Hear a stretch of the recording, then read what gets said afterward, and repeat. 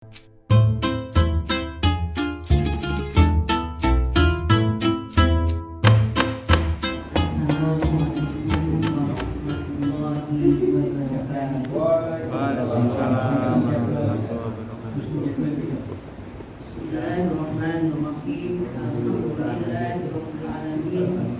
Wassalatu wassalamu ala asyrofil anbiya'i wal mursalin sayyidina wa maulana Muhammadin wa ala alihi wa sahbihi ajmain. Amma ba'du. Jamaah salat zuhur yang dirahmati Allah, puji syukur alhamdulillahirabbil alamin. Pada siang hari ini kita telah melaksanakan sholat zuhur bersama secara berjamaah. Insya Allah ini adalah merupakan kegiatan kita ya di bulan suci Ramadan ini, dan kebetulan hari ini adalah hari Senin pertama kali kita masuk kantor di bulan suci Ramadan. Mudah-mudahan Bapak Ibu semuanya, seluruh jamaah sholat zuhur senantiasa diberi Allah sehat lahir batin, sehingga bisa melaksanakan seluruh rangkaian ibadah di bulan suci Ramadan ini dalam keadaan sehat walafiat. Salawat dan salam semoga tercurahkan kepada junjungan kita Nabi Agung Muhammad Sallallahu Alaihi Wasallam yang telah membimbing kita ke jalan kebenaran, yaitu agama Islam yang kita cintai. Bapak Ibu yang dirahmati Allah,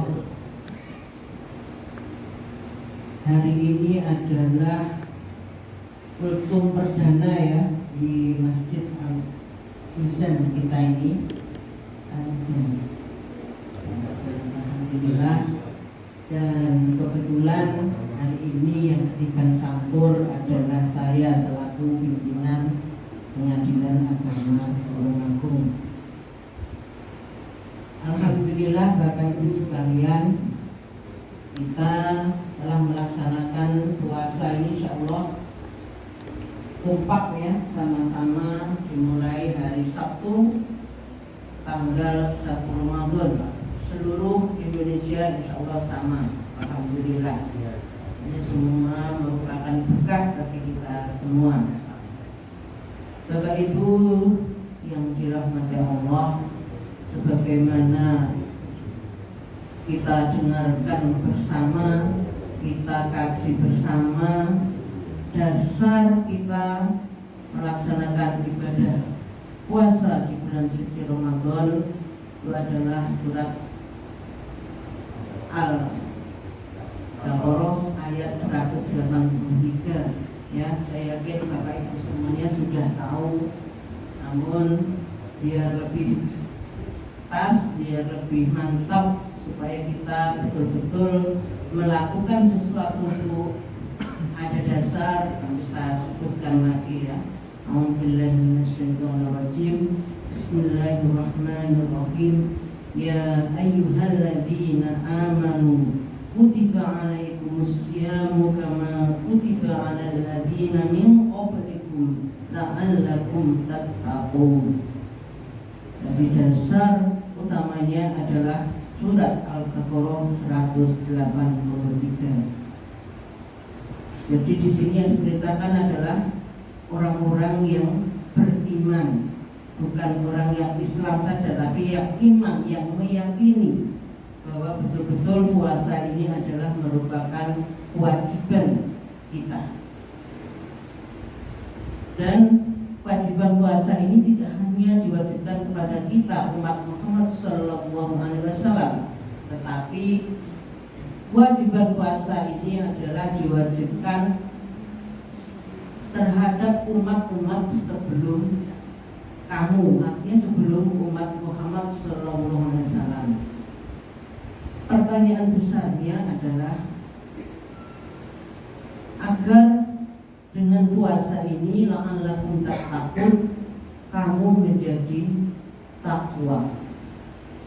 Nah, apakah semua orang yang melaksanakan puasa ini pasti akan mendapatkan predikat kemuliaan takwa sebagaimana dijanjikan Allah dalam surat Al-Baqarah 183. Ini yang menjadi masalah.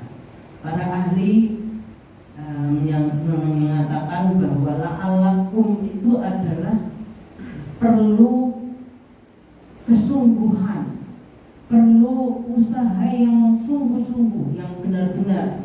Supaya apa? Supaya kita mendapatkan kemuliaan, mendapat predikat takwa. Apa iya dengan puasa 1 bulan tiba-tiba kita menjadi hamba Allah yang takwa? Nah, disitulah ada beberapa hadis yang dapat kita simpulkan bahwa untuk mencapai takwa itu ada 3 hal pokok yang perlu kita laksanakan, kita lakukan. Kalau masalah puasa, bagaimana cara puasa dan sebagainya, itu secara fikih Bapak Ibu sudah bisa pelajari di dalam kitab-kitab fikih. Namun bagaimana supaya kita mendapatkan predikat takwa, ini yang perlu kita kaji bersama.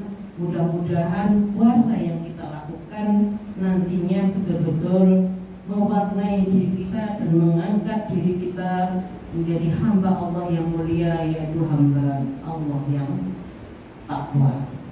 Yang pertama adalah satu kita harus meningkatkan sholat kita. Kenapa harus meningkat?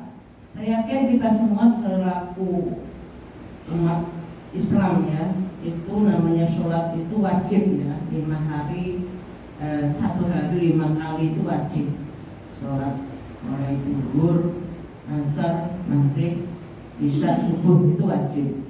Namun ketika bulan puasa ini dalam rangka kita menuju mencapai tujuan puasa kita supaya hamba menjadi hamba Allah yang takwa, itu harus ditingkatkan. Yang semula misalnya hanya puasa wajib, hanya sholat wajib ya, maka dengan di bulan puasa ini kita harus meningkatkan, yaitu pertama adalah relatifnya ya.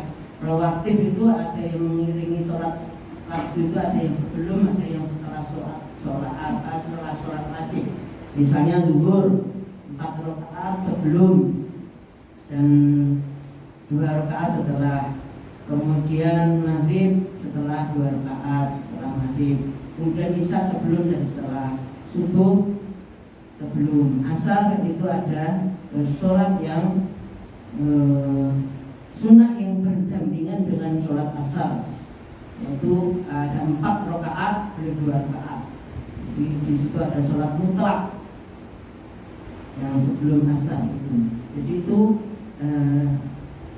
seharusnya kalau kita mengejar untuk menjadi hamba Allah takwa, kita lakukan, kita usahakan. Maka kalau kita misalnya pergi berjamaah, usahakan begitu dengar adzan langsung berangkat, sehingga kita ada waktu, ada kesempatan untuk melaksanakan sholat sunnah.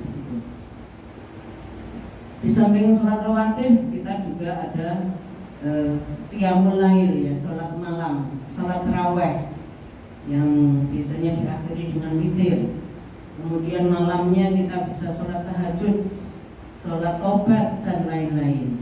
Jadi di bulan suci ini mari kita semampu kita tingkatkan sholat-sholat sunnah kita di samping sholat wajib. Kemudian di lain itu juga banyak sholat sunnah yang lain ya. Ada sholat antara azan dan iqamah, itu juga ada sholat sunnah. Kemudian sholat duha, nah ini juga duha bisa dilaksanakan setelah subuh itu yang mulai kira-kira jam 6, yang sholat qurub itu yang 2 rakaat nilainya sama dengan haji dan umroh. Ada yang berpendapat itu harus di masjid ya, harus di masjid. Ada yang berpendapat boleh di rumah. Berapa pendapat. Kemudian duha yang bisa antara jam 8 sampai jam 10, itu bisa 2 sampai 4 rakaat.